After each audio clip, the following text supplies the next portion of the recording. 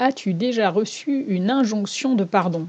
Du style: «Tu dois pardonner», avec soit une déclinaison catho, «C'est ton devoir de chrétienne», ou une déclinaison thérapeutique, «Fais-le pour toi, ce sera libérateur». Perso, je dis stop à l'obligation du pardon et je te dis pourquoi et comment dans cet épisode.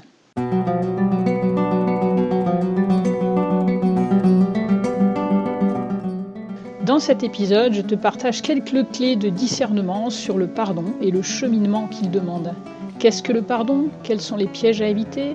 Quelles sont les étapes à respecter pour le vivre paisiblement? Quels sont les critères d'un pardon chrétien?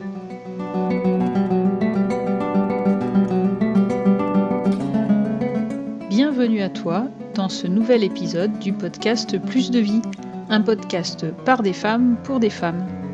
Plus de vie, c'est une thématique par mois, déclinée à travers des interviews, des partages, des réflexions et des méditations. Et c'est pour toi, femme qui cherche à être toujours plus vivante et incarnée. Buen camino!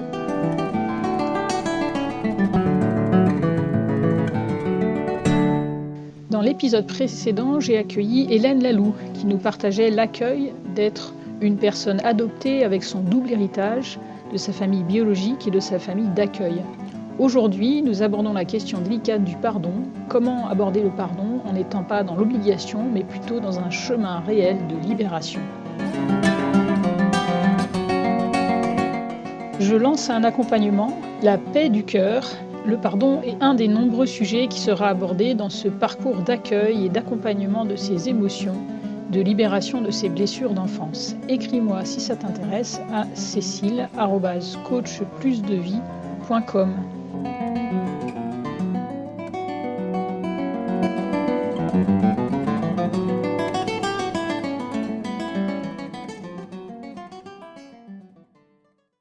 Comme je le disais tout à l'heure, peut-être as-tu déjà reçu une injonction de pardon, du style «tu dois pardonner».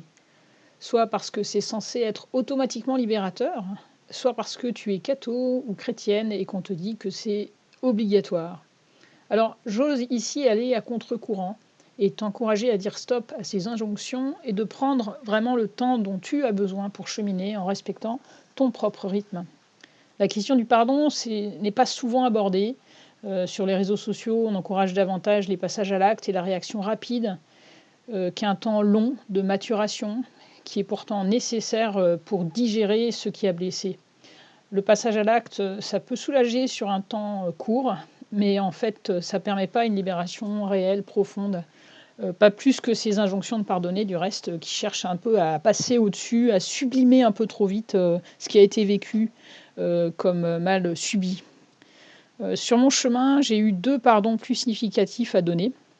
Le premier a été vis-à-vis de celle qui est maintenant ma belle-mère, seconde épouse de mon père, mais qui était alors la maîtresse de mon père. C'était forcément de sa faute à elle, si ça n'allait pas entre mes parents. C'est tellement plus confortable d'accuser un tiers que d'accuser ses parents qu'on aime forcément, même si c'est toujours, ça peut être compliqué les relations, notamment à l'adolescence. Du coup, j'avais vraiment la haine, comme on dit, contre elle. Et ça me faisait souffrir. Donc c'est sûr que voilà, avoir de la violence en soi contre quelqu'un, de la colère, ça peut faire souffrir. Moi, j'étais aussi déjà voilà, pratiquante, croyante, et c'est pour moi, c'était pas incarner les valeurs de l'Évangile d'avoir cette haine dans le cœur. Donc c'est vrai que j'en parlais à Dieu, je priais sur la question.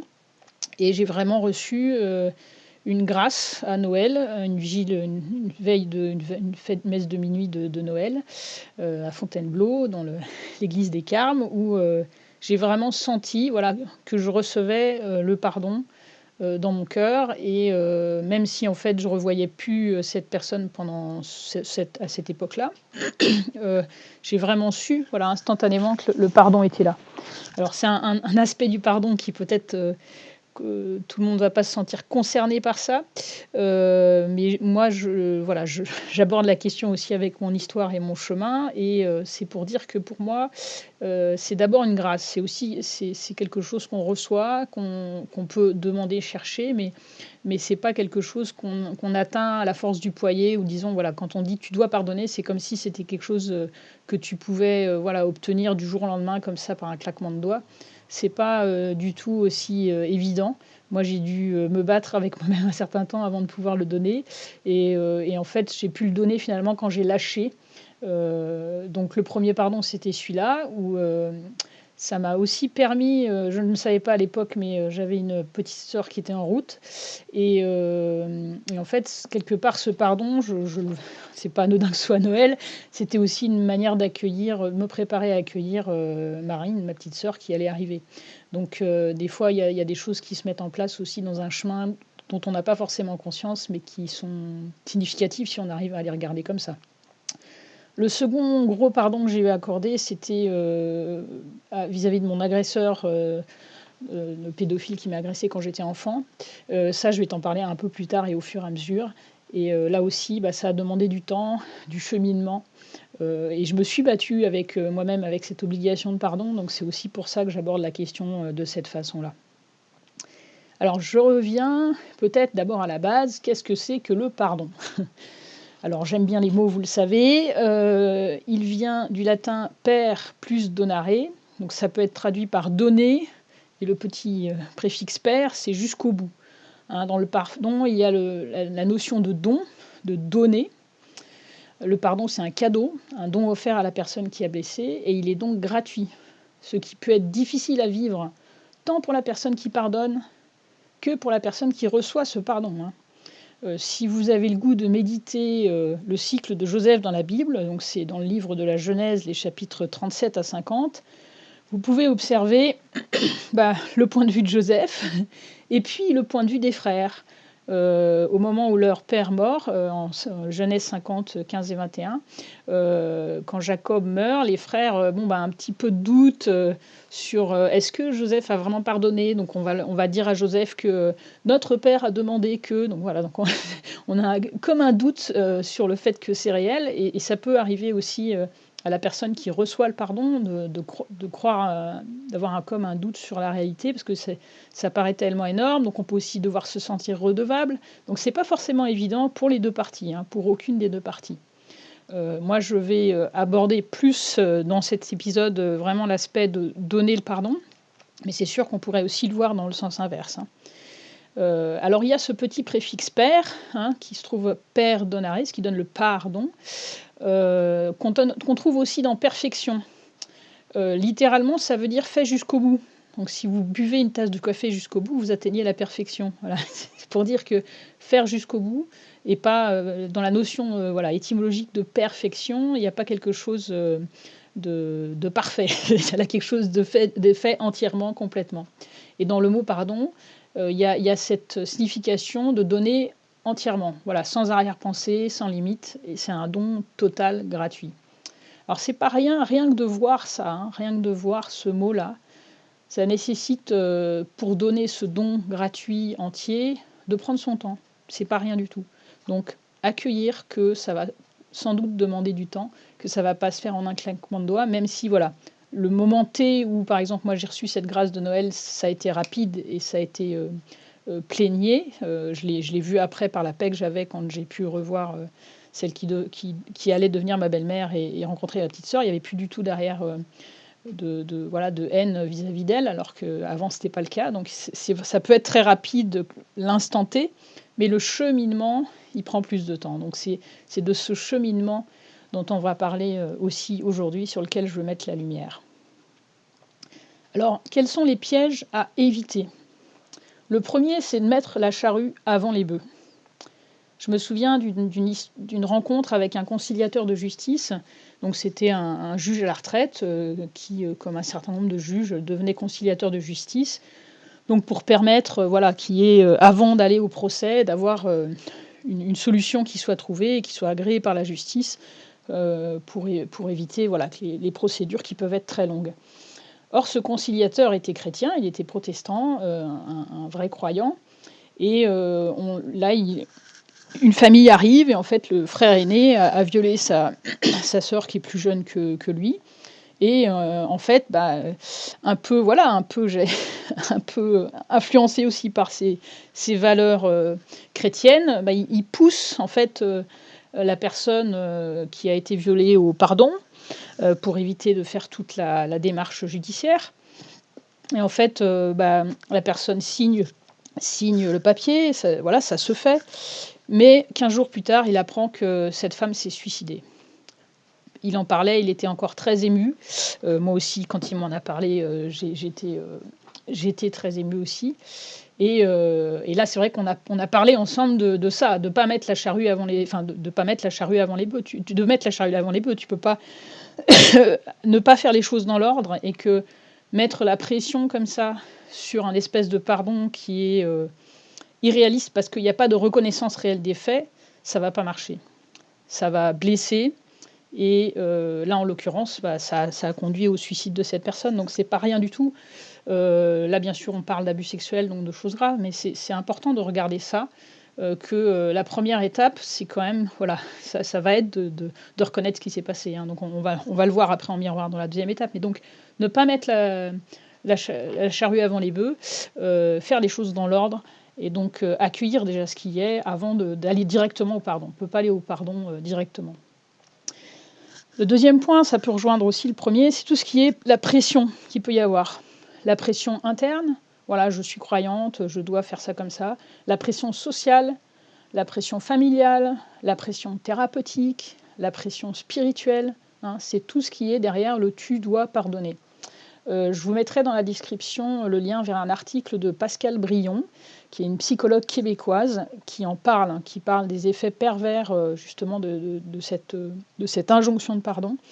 Donc je vous mettrai le lien pour que vous puissiez le regarder. Moi, j'ai eu une pression comme ça à vivre dans le cadre de cette démarche que je faisais vis-à-vis de mon agresseur. J'ai voulu prévenir la femme de mon agresseur, qui était une cousine de maman, parce qu'elle gardait régulièrement ses petites filles et qu'elles avaient l'âge que moi j'avais quand je me suis fait agresser par son mari. Donc j'ai voulu la prévenir personnellement, sa famille refusant de le faire, de prendre cette responsabilité-là. Donc c'était pas du tout évident pour moi de faire ça. Donc je l'ai prévenue, elle est venue au monastère pour que je fasse ça. Ça a été très tendu comme rencontre. Même si elle n'a pas du tout dénié les faits, elle a tout à fait reconnu que c'était possible. Mais il y avait toute cette pression. Le lendemain, elle m'appelle en me disant on va venir avec X, je ne vais pas donner son prénom, et demain, et donc on va venir à la messe, après on reviendra en marchant le long de la rivière, et puis après il va te demander pardon, et puis après voilà, ce sera bon, quoi. Voilà. Donc c'est comme le pardon magique là, on demande pardon, mais quelque part pourquoi ? Pour avoir la paix soi-même. C'est-à-dire là, c'est l'agresseur ou son épouse qui va être pris dans la tourmente de l'agression, de ce qu'a fait son mari, de préservation de la famille, voilà, de la préservation de l'image. Et donc, c'est un pardon où je mets de la pression, mais finalement pour avoir la paix. Et ça rejoint un petit peu ce troisième point des pièges à éviter, qui est l'aspect stratégie du pardon, qui est utilisé par l'agresseur pour continuer. Marie-Marcelle à l'IFIM parlait beaucoup de ça, en disant attention, en milieu chrétien, on va parler facilement du pardon et tout ça, qu'il faut pardonner, tout ça. Ça peut être, et on va dire de demander pardon. C'est-à-dire que si on est du côté d'avoir mal agi, on va dire il faut que tu demandes pardon. Et elle disait attention, n'allez pas trop vite avec ça, parce que demander pardon, ça peut être une stratégie. Voilà, je te fais du mal, et donc après je te demande pardon, et après c'est fini. Je me souviens, voilà, j'ai accompagné un certain nombre de femmes qui ont vécu de la violence conjugale. Le nombre de fois où j'entends que voilà, l'homme, après avoir battu gentiment entre guillemets sa femme, lui demande pardon en disant je suis désolé, je le referai plus jamais. Voilà, on est exactement dans cette stratégie de pardon, qu'elle soit consciente ou inconsciente. Donc j'ai fait le mal, je le reconnais, mais c'est juste pour pouvoir recommencer. Donc soi-même, voilà, soit en tant qu'agresseur comme en tant qu'agressé, j'allais dire, quand on fait quelque chose de manière répétitive et qui blesse l'autre, faire attention à ce contexte de demande de pardon. Est-ce que c'est pour juste avoir la paix ou est-ce que je fais un vrai chemin de reconnaissance réel? Voilà. Donc ça, c'était les 3 pièges à éviter. Mettre la charrue avant les bœufs, résister à la pression sociale pour s'écouter soi et faire attention à la stratégie du pardon qui est juste pour recommencer. Maintenant, je vais vous prendre à l'inverse les 3 points. Quelles sont les étapes à respecter justement pour pouvoir vivre un pardon qui soit réellement libérateur et pas justement une stratégie qui va te mettre à mal. Donc la première étape, c'est la reconnaissance des faits. Qu'est-ce qui s'est passé? Le reconnaître soi-même. Des fois, on peut avoir des oublis aussi, ou bien on va justifier pour trouver sens aussi, pour que ce soit vivable pour nous. Des fois, c'est pas simple de reconnaître ce qui s'est passé réellement. On va minimiser, c'est pas évident. Et l'autre aussi. Donc il y a une relative reconnaissance aussi par l'autre ou le groupe de ce qui a été. Sont 2 choses, 2 étapes déjà. En elles-mêmes, la reconnaissance par soi-même, c'est la première et c'est très important. Et aussi une reconnaissance relative des faits. Des fois, c'est pas possible que ce soit par la personne elle-même qui est agressée. Parfois, la personne est morte. Parfois, la personne ne va pas être en capacité réelle de reconnaître les choses. Moi, mon agresseur est clairement quelqu'un qui a un profil qu'on appelle pervers narcissique, donc tu as aucune empathie. Comment tu veux que quelqu'un qui n'a aucune empathie reconnaisse réellement ce qui s'est passé? Moi, il a minimisé les faits pour justement s'en sortir le plus possible. Et donc, on a une relative reconnaissance qui m'avait laissé vraiment un sentiment de dégoût parce que du coup, tu te retrouves, tu reconnais sans reconnaître, tu reconnais ce qui t'arrange pour pas reconnaître le plus. Ça peut être très désagréable d'avoir une espèce de reconnaissance partielle malsaine. Et donc parfois, ce qui va être libérateur, c'est une reconnaissance par un autre, que ce soit une psychologue, que ce soit des proches, que ce soit... moi, personnellement, je sais que quand je me suis posé la question d'engager la démarche en justice, mon accompagnatrice, j'ai demandé conseil à mon accompagnatrice là-dessus, et elle m'a dit, prends ton temps, prends le temps de décider, parce que c'est une procédure longue, donc c'est une procédure qui peut être très lourde, parce que régulièrement, on va te rappeler, on va te faire raconter ce qui s'est passé, donc c'est lourd. Mais ce elle m'a dit comme témoignage, retour d'expérience, pour beaucoup, c'est une reconnaissance de ce qui s'est passé. Et du coup, c'est aussi libérateur. Et pour moi, je reconnais que sur mon chemin pour aller vers le pardon, vers mon agresseur, engager la démarche légale, à avoir cette reconnaissance officielle par la justice qui a eu du mal, et même quand, y compris quand la peine prononcée à la fin est absolument ridicule et pas proportionnelle à ce que ça a pu vivre, en fait, le fait qu'il y ait reconnaissance officielle de ce qui a été, eh bien, ça fait partie vraiment du processus de libération. Et ça, c'est la première étape pour moi fondamentale que tu peux pas éluder et qui a été éludée, là, par exemple, par le conciliateur de justice. On a voulu, on est passé direct à l'étape pardon sans passer par cette étape de reconnaissance qui est fondamentale. Alors, une autre clé que je voulais te donner, que tu connais sûrement, c'est les phases du deuil d'Elisabeth Kubler-Ross. Alors, bien sûr, ce modèle peut être combiné, critiqué, tout ce que tu veux, il l'est, mais il donne des étapes un petit peu, qui est normalement pour le deuil proprement dit, mais qui peut être vécu pour d'autres deuils. Et dans le pardon, il y a eu quelque chose qui ne s'est pas bien passé, donc il y a un deuil d'une situation qui n'aurait pas dû être, quelque part. Et je trouve que c'est une clé intéressante, parce que justement sur ce chemin, les étapes qu'elle donne, donc je les répète ici, le déni, la colère, le marchandage, l'abattement et l'acceptation. Donc des fois, on va par exemple le déni, on va minimiser ce qui s'est passé, on va continuer à fonctionner comme s'il n'y avait rien qui s'était passé. Ça fait partie du chemin. La colère, ça peut mettre du temps à venir, mais le fait de pouvoir exprimer sa colère, justement, là, Pascal Brion insiste sur cette étape qui fait partie souvent du processus, c'est important.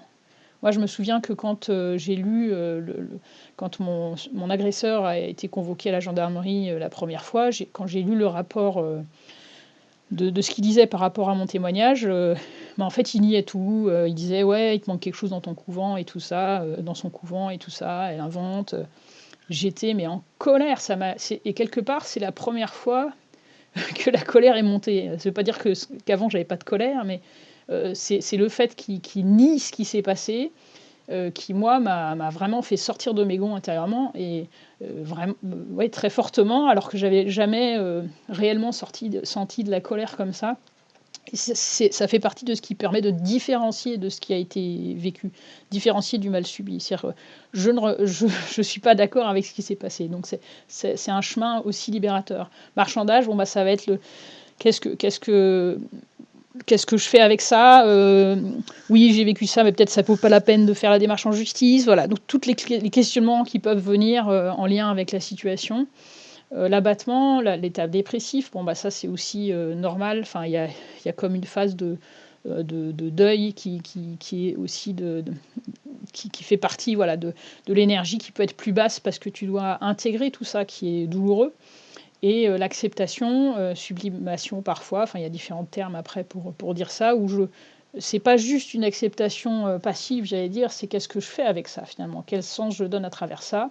Et ça, encore une fois, la seule personne qui peut le faire, c'est toi. C'est pas quelqu'un d'autre qui dit ah bah le sens c'est ça. Non, non, non, non, non. C'est vraiment de l'intérieur, de toi que ça vient. Personne ne peut te donner un sens précis par rapport à ça. L'autre étape, ça va être respecter son propre temps et ses propres choix. Par rapport à la démarche de pardon, voilà, c'est l'inscription dans le temps long, dans ses propres choix à soi. Par exemple, la femme de mon agresseur, elle partait un peu sur un chemin de spiritualisation. Là, quand elle me disait de venir au monastère et puis de demander pardon après la messe, de marcher dans la campagne, tout ça, c'était très bucolique. Mais c'était son propre temps à elle et ses propres choix à elle. Et moi, je lui ai dit, je vais parler de ce que m'avait dit, ce que je vais vous parler juste après, de Véronique Margron, ce que m'avait dit Véronique Margron. Et je lui ai dit, en fait, non, c'est pas respectueux de qui je suis, parce qu'il y avait une espèce de pression aussi morale sur le fait, ah bah t'es sœur, donc tu dois encore plus pardonner. Et donc un espèce de chantage affectif assez pourri. Et moi, j'ai pu mettre un stop grâce justement à la clé que je vais vous donner juste après sur le fait de mettre des limites et de respecter mon propre temps, mes propres choix. Pareil, j'ai aussi un oncle et une tante qui sont très croyants et qui m'encourageaient vraiment à pardonner et qui n'étaient pas d'accord avec le fait que j'aille en justice. Même si j'aime beaucoup cet oncle et cette tante, là aussi je me suis positionnée en disant non, moi j'ai besoin de faire cette démarche en justice. J'avais besoin aussi de prévenir en fait aussi quelque part pour qu'il y ait une trace si d'autres avaient été agressés dans ma famille, ce qui est possible, et donc qu'il y ait une trace au niveau de la justice par rapport à ça. C'était prévenir, c'est dans le cadre de prévenir pour moi. Donc c'est ça qui faisait sens pour moi, c'était de prévenir. Et donc j'ai fait cette démarche. Donc ça c'est très important de respecter son propre choix, sa propre démarche. Alors passons sur la partie quels sont les critères d'un pardon chrétien. Là-dessus, je me base sur une clé qui a été vraiment très importante pour moi, qui m'a été offerte par Véronique Margron, qui était ma prof de théologie morale quand j'étais moniale, et qui nous a fait un parcours en partant de la théologie spirituelle, en abordant les jours saints en fait, et voir quelles sont les implications morales, de théologie morale finalement, de ces jours saints. Et en abordant le vendredi saint, elle a abordé la question du pardon. Et elle a fait une distinction entre deux types de pardon qui pour moi depuis reste une clé en fait importante de discernement par rapport aux situations. Et cette clé, je la transmets vraiment notamment aux personnes qui ont vécu des abus, parce qu'on ne peut pas mettre tout sur le même plan en fait. Donc après avoir fait cette distinction, je témoignerai de l'importance que cette clé a eue pour mon propre chemin. Voilà. Donc elle distingue d'une part la vie fraternelle, donc le contexte d'une vie ensemble. Donc ça peut être transcrit en vie familiale, en vie dans le cadre du travail, enfin dans toutes les les lieux où on vit de manière ordinaire ensemble. Le texte de référence pour cet aspect est l'évangile de Matthieu, chapitre 18, versets 21-22. Alors Pierre s'approcha et lui dit « Seigneur, quand mon frère commettra une faute à mon égard, combien de fois lui pardonnerai-je ? Jusqu'à 7 fois ?» Jésus lui dit « Je ne te dis pas jusqu'à 7 fois, mais jusqu'à 70 fois 7 fois. » En fait, je t'invite à lire tout le chapitre 18 de Matthieu, et pas seulement ces 2 versets, car ils donnent vraiment le contexte de cette demande de Pierre.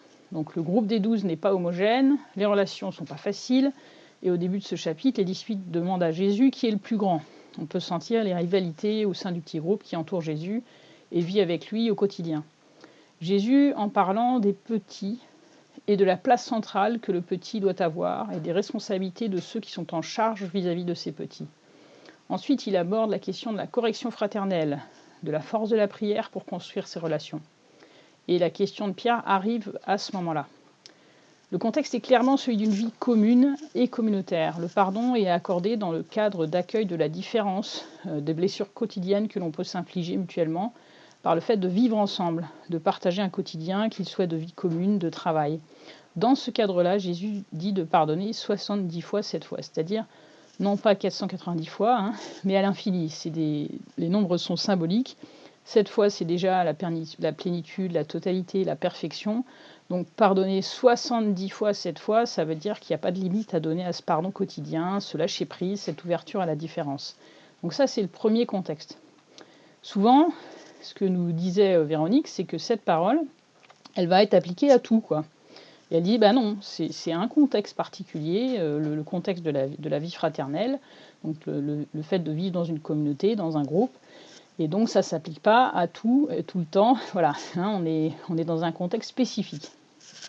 L'autre parole qu'elle va nous citer, c'est précisément une parole que Luc nous rapporte, chapitre 23, verset 34. « Père, pardonne-leur, ils ne savent pas ce qu'ils font. » Là, le contexte, il n'est pas du tout le même. C'est Jésus qui dit cette parole quand il est sur la croix, il est en train de mourir. Après avoir été jugé injustement, torturé et planté sur une croix qui était la manière de mourir vraiment laissée aux criminels. Par exemple, un citoyen, il avait le droit de mourir par l'épée, ce qui était quelque chose de mieux vu. Donc c'était en plus une mort infamante. Et une torture, bien sûr. Et là, il ne dit pas « tout est ok, je vous pardonne, moi je suis le fils de Dieu, donc il n'y a pas de problème ». Il n'est pas du tout dans cette dynamique-là. En fait, il remet à Dieu, donc à son Père, le pardon. Il dit « Père, pardonne-leur ». Et puis, ils ne savent pas ce qu'ils font. Donc, il n'est pas lui-même en état de donner ce pardon. C'est un don qu'il demande au Père, qu'il demande à recevoir du Père. Saint Ignace dirait c'est une grâce à demander. Et nous, quand on fait des injonctions de pardon parce qu'on est chrétien, on peut quand même se demander si le Christ lui-même fait la demande à Dieu de mettre ce pardon, d'émettre lui-même ce pardon, pour qui nous prenons-nous quand on vit des choses qui sont de l'ordre de la mort, de l'injustice profonde, des abus, de croire qu'on peut pardonner nous-mêmes et que tout va aller bien. Voilà. Donc ça, je trouve ça très libérateur de voir ça comme ça. Bien sûr que le Christ fait cette demande et en tant que croyant, on peut demander cette grâce. C'est même ça notre chemin, c'est de le remettre toujours, à demander à Dieu cette grâce du pardon. Mais voilà, c'est différent. Ça peut paraître similaire, mais c'est très différent de demander cette grâce du pardon que de se l'imposer ou croire qu'on peut le faire par soi-même. Quand nous vivons des situations injustes, inhumaines, cruelles, des abus, en tant que chrétiens, nous sommes appelés donc à demander cette grâce et pas à prétendre le faire nous-mêmes. Il y a des prières souvent dans les demandes de grâce qui sont ce n'est pas dans mes propres forces que je me confie, mais dans la grâce que Dieu va me donner. Eh bien, on est vraiment dans cet ordre-là pour cette question du pardon. Et si même, dans la foi, si on est croyant, si même le Fils de Dieu n'a pas pu dire tout va bien, je vous pardonne avec un petit geste de bénédiction là, qui sommes-nous pour nous pouvoir croire qu'on peut le faire quand il y a des situations d'injustice. Donc moi, cette distinction de Véronique Margon entre le contexte de vie fraternelle où on est vraiment appelé à toujours pardonner dans les cas de blessures, on va dire, ordinaires, parce qu'on est différent, donc on se blesse aussi tout simplement parce qu'on est différent, parce qu'on a du mal à se comprendre, parce qu'on est juste des êtres humains. Et donc là, le fait de pardonner, c'est le fait de lâcher, de ne pas tenir forcément à son point de vue, d'essayer de s'ouvrir au point de vue de l'autre aussi. Enfin, il y a une démarche d'aller au-delà de nos différences. Donc là, c'est une chose. Et donc là, Jésus nous demande de pardonner toujours, à l'infini, on va dire. Et un autre contexte, qui est celui de l'injustice, de la mort, de la blessure profonde. Et là, Jésus demande au Père, Père, pardonne-leur, ils ne savent pas ce qu'ils font. Donc ça, pour moi, quand j'ai entendu ça, là je passe à la partie témoignage, ça m'a profondément touchée. J'ai délugé en fait en cours. Hein. Il y a un frère qui m'a demandé à la sortie, ça va? Je dis écoute, prie pour moi, je peux pas te dire de quoi il s'agit, mais voilà, moi j'étais en plein dans la démarche judiciaire, en plein dans la volonté, vraiment j'étais en mode pélagien, comme on dit en théologie catholique. Donc le moine Pélage, c'était un moine du IVe siècle qui croyait qu'on se sauvait à la force du poignet, voilà, donc on faisait tout par soi. Et moi j'étais un peu dans cette démarche-là de vouloir pardonner à tout prix, parce que j'étais moniale, parce que j'étais chrétienne, et donc il fallait absolument que je pardonne. Et quand j'ai entendu ça, ça a ouvert, on va dire, une porte à l'intérieur de moi. Ça a comme enlevé une pierre pour une source qui pouvait enfin jaillir. Et j'ai demandé à pouvoir rencontrer Véronique Margon pour lui parler personnellement de ce que j'ai vécu. Et là, elle m'a dit, oh là là, surtout, vous ne mettez pas cette obligation de pardon sur le dos. Vous avez déjà la culpabilité de ce qui vous est arrivé. Donc on voit bien qu'elle connaît bien comment fonctionnent les victimes d'abus sexuels, où en effet on se sent responsable de ce qui s'est passé, on se sent coupable de ce qui s'est passé. Et donc elle m'a dit, vous ne mettez pas en plus l'obligation de pardonner. Et elle m'a partagé, parce qu'elle accompagnait des anciens déportés, comment ça s'est passé pour plusieurs qu'elle a accompagnés. Elle dit, c'est le pardon, votre travail, c'est justement de remettre ça à Dieu, et pas du tout de vous forcer à quoi que ce soit au niveau du rythme. Et donc de ne pas...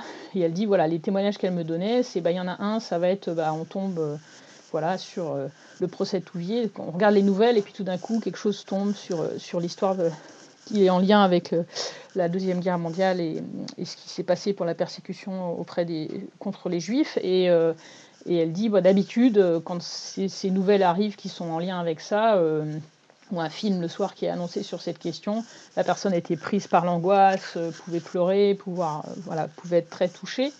Et là, tout d'un coup, alors que cette nouvelle arrive, elle réagit plus du tout pareil. Elle a la paix en elle. Elle a pu dépasser ça, ce qui ne veut pas dire que le mal subi s'est envolé, mais il y a comme une paix qui s'est installée. Un autre, elle disait, il allait à la pêche, et puis c'est en allant à la pêche, il est tout d'un coup, il sent la paix dans son cœur, et c'est terminé. Donc elle dit, chacun a pu finalement atteindre la paix à un moment, mais c'est arrivé au bout d'un cheminement, et pas comme ça à la force du poignet, quoi. Donc c'est important de saisir ça. Pour moi, ça a été une enclume qu'elle m'a enlevée de mes épaules. Je ne me suis plus du tout obligée à pardonner. Comme je vous ai dit tout à l'heure, ça m'a aidé à me situer très clairement vis-à-vis de la femme de mon agresseur, qui me faisait une espèce de chantage affectif par rapport à ça, et de dire, parce qu'elle me disait, oui, t'es moniale, tu dois pardonner, tout ça. Non, en fait, c'est pas tu dois, quoi. Ça sera à mon rythme et quand je pourrai. Et de fait, c'est venu, mais quelque part de manière paradoxale, aussi parce que j'ai fait cette démarche de justice, quoi. Donc, en résumé, quelques critères importants, c'est vraiment te respecter ton temps, respecter ce que tu veux faire, respecter ce que tu sens, agir par choix et non sous pression, qu'elle soit interne ou externe. Et pour finir, après ce petit résumé, je voudrais te partager un outil de PNL, donc programmation neurolinguistique, on en parlera peut-être une autre fois, et qui s'appelle précisément le pardon. Et j'ai trouvé ça assez étonnant quand j'ai fait ma formation de PNL. Et que fait-on dans ce parcours? On va donner à la personne qui a fait mal les ressources qui lui manquaient. Ça c'est un dernier aspect que je voulais partager. Ça rejoint ce que nous mettait Marie-Marcel par rapport à on avait un séminaire qui s'appelait « À la restauration des forces dans l'expérience traumatique » et Marie-Marcel nous parlait souvent de la pauvreté psychique de l'agresseur. Être attentif, ça peut paraître aussi paradoxal, à ce qui manque à la personne qui a agressé. Qu'est-ce qui lui a manqué à lui, à elle, dans son chemin? Et la PNL a quelque chose d'un peu... qui ne travaille pas avec les mêmes manières classiques, on va dire. Et on va les chercher dans nos propres ressources à nous. Et donc, pardon devient par le don, c'est-à-dire que je donne psychiquement quelque part à la personne qui a agressé ce qui lui a manqué pour en venir en fait à agir de la sorte. Et ça retourne les choses, c'est très étonnant, parce qu'on se rend compte que finalement, si la personne avait eu ses ressources, elle n'aurait pas agi comme cela. C'est très étonnant à vivre. Moi, je l'ai vécu non pas par rapport à mon agression sexuelle, mais par rapport à une autre relation qui n'était pas forcément évidente. Et ça transforme, c'est un peu de l'aïkido pour l'esprit, on va dire, ça transforme les choses. C'est impressionnant à vivre, comme ça transforme notre regard aussi sur la réalité. Voilà. Et ça donne une paix. Et pour moi, ça rejoint la phrase, justement, la deuxième phrase de Jésus dans cette phrase de Luc, citée par Luc, que j'ai citée tout à l'heure. Il y a le Père pardonne-leur qui est la première partie sur laquelle j'ai pu insister, mais ils ne savent pas ce qu'ils font. Et ça rejoint cette pauvreté psychique de l'agresseur. C'est pas pour justifier, bien sûr, ce qu'a fait la personne, mais pour être capable de lâcher aussi soi-même en se rendant compte de cette pauvreté, cette incapacité que peut avoir l'agresseur à se rendre compte de ce qu'il a fait subir à l'autre personne. Voilà, c'est un épisode un peu long, j'espère qu'il t'aura plu. Je suis intéressée par savoir, et toi, quel pardon as-tu pu vivre? Quel pardon as-tu pu recevoir, donner? Est-ce que tu as vécu des pressions pour cela? Est-ce que tu as pu cheminer à ton rythme? Comment as-tu fait? Tu peux m'écrire à cécile@coachplusdevie.com pour en témoigner. Je serai très heureuse de te lire. À bientôt!